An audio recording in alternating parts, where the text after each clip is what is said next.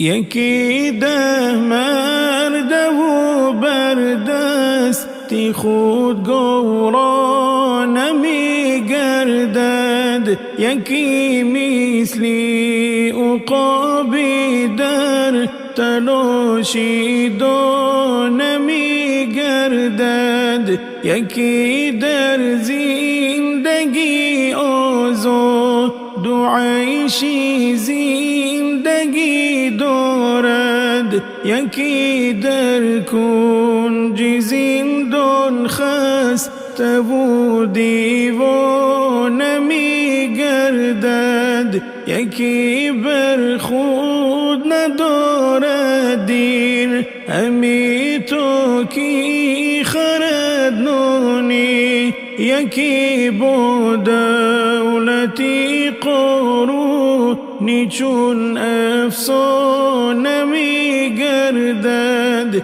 یکی بیدت پروایی ندارد نیم دنیا را، یکی از درد عمری گیردی بیمار خانه می گردد، یکی خواهد شود مادر بگیرد طفل خود آغوش، یکی مادر ولی بر کودکان بیگانه می گردد، یکی ناشکری دنیا نماید دیگری، اما شب و روز در زبانش آیتی شکرانه می گردد، یکی جان می کند فرضی خدا را تا بجا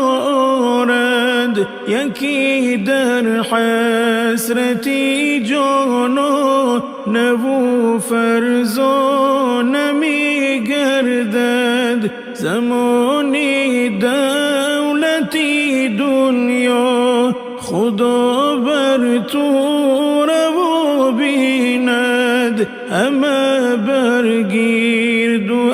اطرافی تو چون پروانه می گردد، زمانی نیست دارایی همه از تو گذر سازد، رفیقی تو پدر با مادری یک دانه می گردد، سرای آخرت آباد کن فرصت غنیمت دان، عمارت های دنیا عاقبت و ایران می گردد، همیشه خاکساری را نما تو پیش محکم پر، کی خاکی تیر فردا بعدی دفنت خانه می گردد.